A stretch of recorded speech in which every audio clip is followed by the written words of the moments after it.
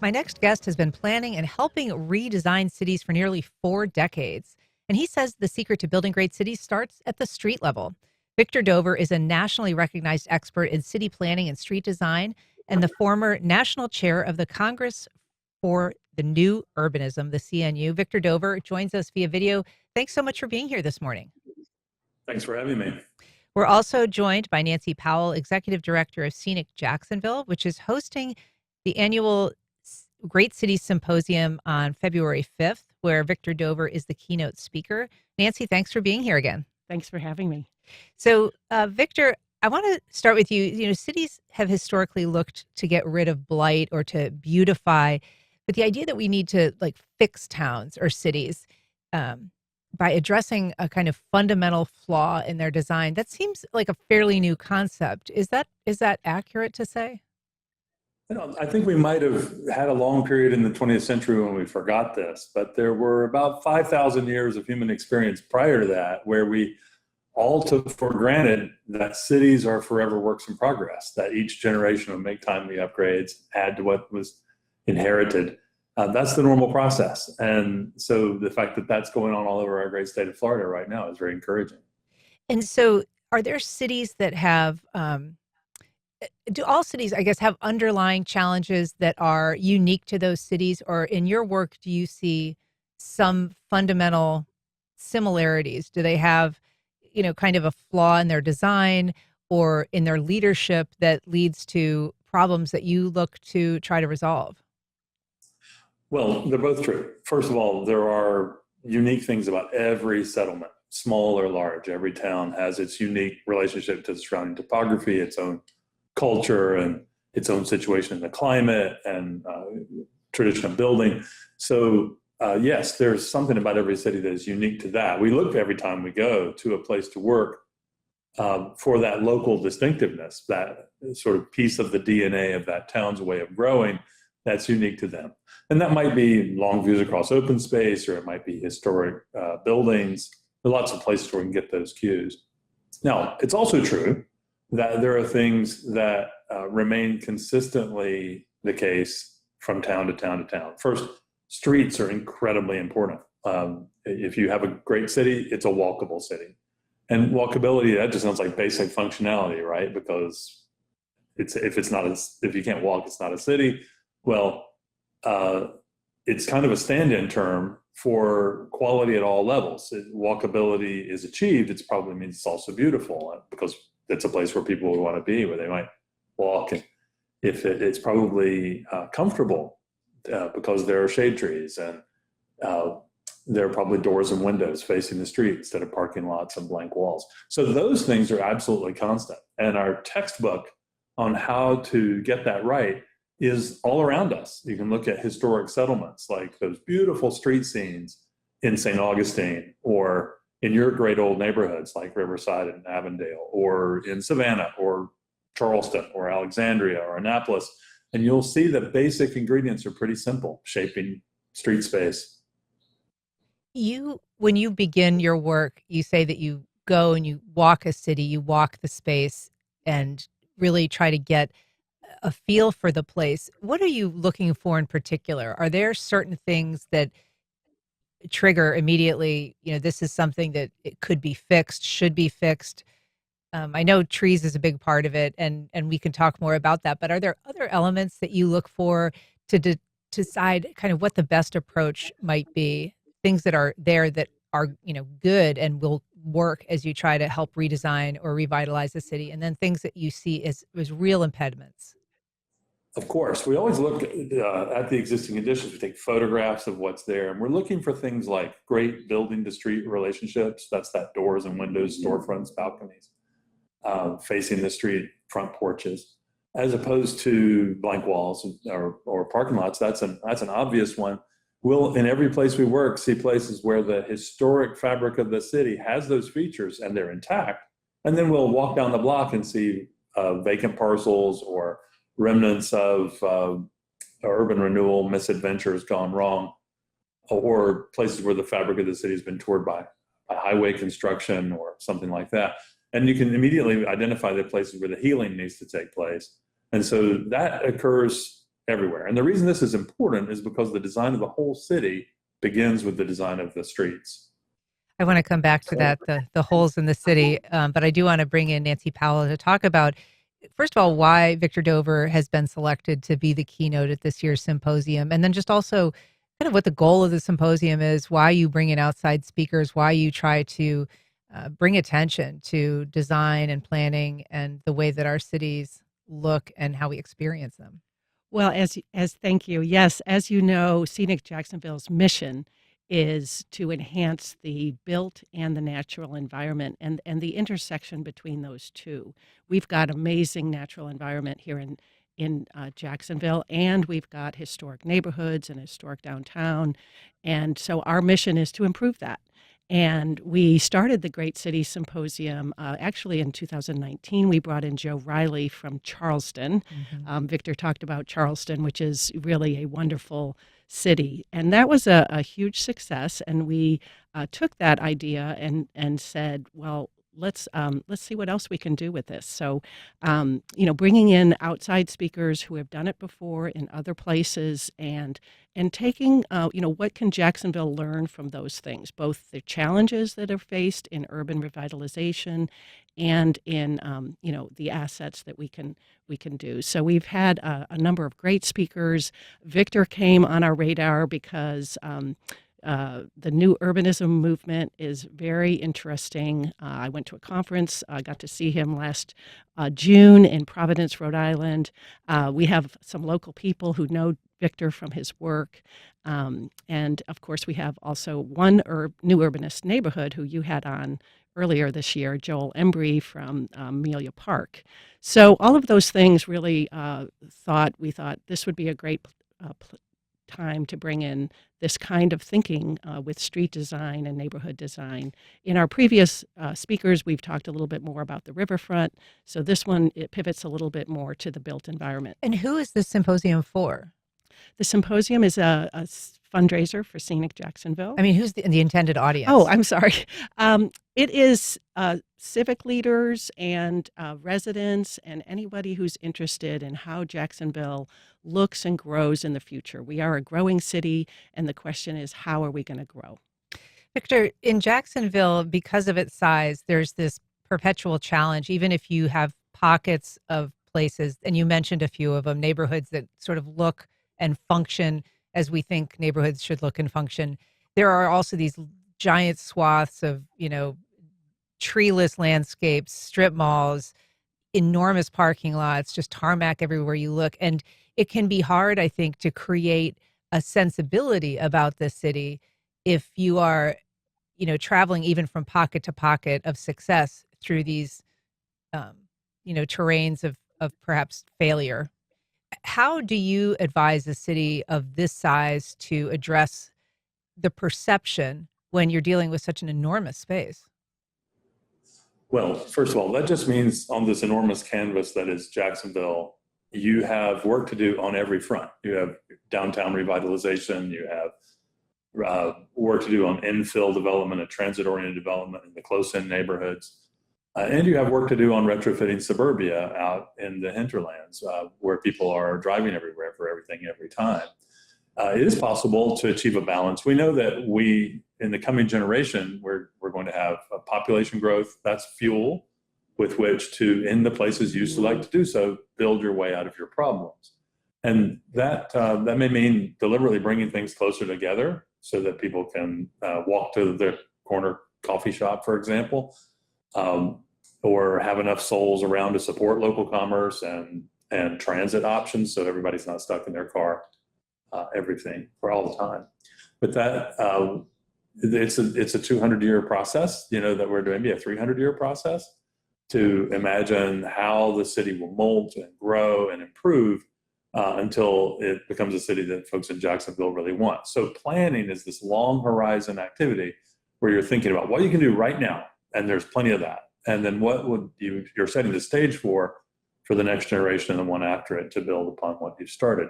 So I feel like all of the region has prospects, and we've seen in examples like Amelia Park that new greenfield development can be very, very helpful because people can see what a difference it makes when you design the neighborhood like a neighborhood.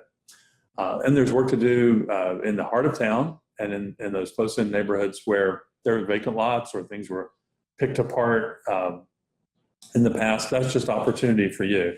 So I'm very encouraged when I look at Jacksonville and think about all the different ways it can unfold. The concern is always about traffic, and what's happened in Greater Jacksonville is instructive.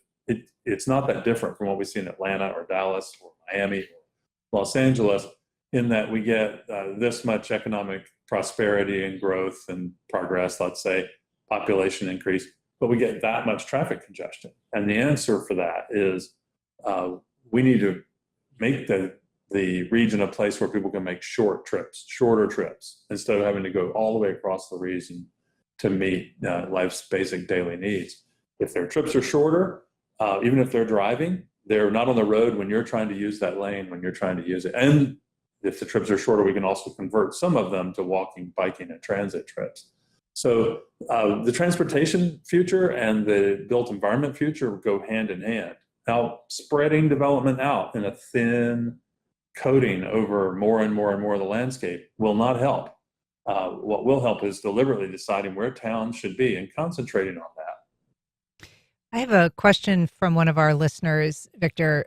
Ricardo emails, Jacksonville is addicted to empty lots. Recently, it decided to demolish the Mosh building. That's the Museum of Science and History, the old Mosh building, just to have another empty lot. By the way, great cities don't close museums, in this case, Mosh, while spending $800 million on a stadium redo. And we should note that Mosh is relocating, so that museum is being built on the North Bank, but its South Bank location is being torn down. And certainly, Victor, Jacksonville has many, many, many parking lots and parking garages. Are those impediments that can be resolved by some landscaping, by streetscaping, or are parking lots, parking spaces, torn down buildings, holes that are really difficult to repair? Well, this is one of the things I meant when I said build your way out of your problems. You have enough population growth coming and economic investment coming to channel that into filling in those lost spaces. So where there's a vacant lot that's been vacant for a long time, or industry moved out, there's lots and lots of potential, particularly with younger people and older folks, empty nesters and young householders just starting out. Both of them tend to want to be where they can live in walkable communities. So I think the prospects are very bright for filling in some of those lost spaces. Clearly, great cities put a priority on historic preservation, and they put their priority on building rather than destroying. But it's a normal process to see some old buildings go out and replaced with new ones. I think it's a 20th century aberration to see the integrated and intensely developed fabric of a city demolished and replaced with big gaps between the developed areas. You mentioned enclaves of great neighborhood or walkability. It is a challenge. We often get asked, aren't you just promoting islands of walkability? And the answer is, well, sure, because better islands of walkability than no walkability at all. But then the opportunity is to grow these together into collections of neighborhoods that are knitted and connected by corridors and transit. And I think that is what's happened in all the mature cities in the world. We're just looking at a stage where our young state, with its relatively young cities, are beginning that maturing process. I'd like you to sing the praises, if you will, of linear parks or landscaping along some of our existing thoroughfares that are pretty denuded of anything living. You are a big believer in trees and the power of trees to help, provide not just a beauty and sort of something to look at, but they can also have some factors in terms of traffic control, safety. Can you sort of elucidate some of those and talk about how some boulevards that are treeless right now could incorporate some trees? Well, if you look me up, you'll find out I'm obsessed with street trees. I think it's probably the single most important detail. Henry Arnold, great landscape architect, once said, street trees are 50% of urban design. And I don't think he was wrong. So we need to plant street trees, and then we need to plant some more street trees. And it's a sustained program every year where we're reinvesting in the tree canopy, replacing trees that have been lost to storms or disease or age or road widening misadventures. And there's room to do this. In some of these wider corridors, the impression you will get is that the decisions were all made starting with the number of cars someone wanted to pump through the corridor in an hour, instead of what kind of great address are we going to create so that this is a place where people want to be and build their buildings or grow their businesses or move their households. So if you switch those around, you'll realize that the beauty of street trees is not extra. It's actually a basic thing to get the economic power of the city unleashed. Now, that said, once you plant trees, you'll discover they do a lot of other things besides shade the sidewalk. So we're encouraged to walk. They'll make it more likely you'll use a bicycle. They'll make it more cool, because in both senses of the word, because the places where people want to be tend to have shade in our hot Florida environment. They cool the sidewalks down, and they lower the cooling costs of the adjacent buildings, all that energy we spend on air conditioning, and they hold water. And I love this one best of all, they make oxygen, and we breathe that stuff. So more street trees, and then more street trees.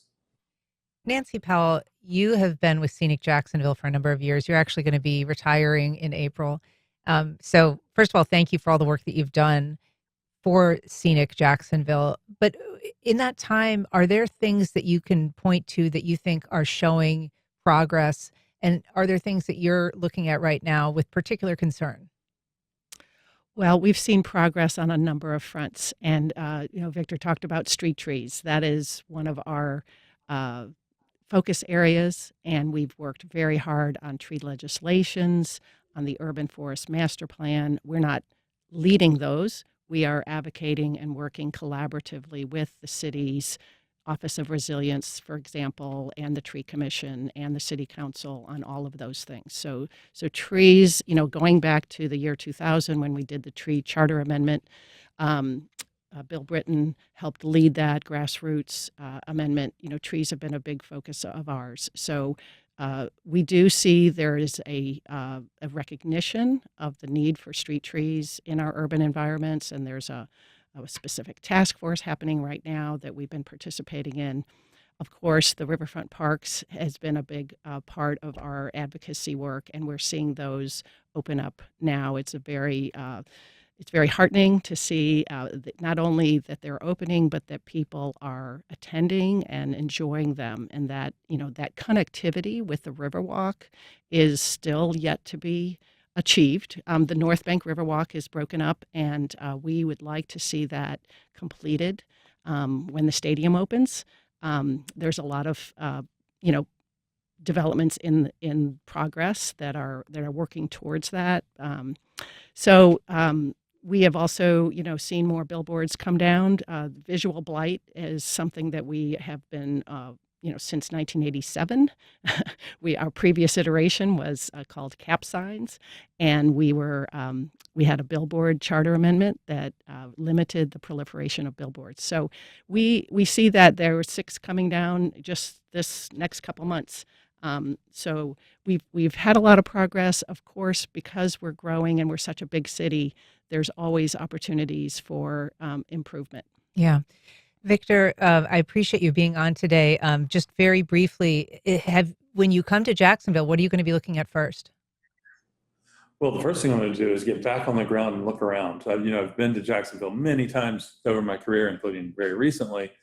But I always take a tour before I give one of these talks, because I want to ground it in the experience that people are having today when they move around in their city and in their region.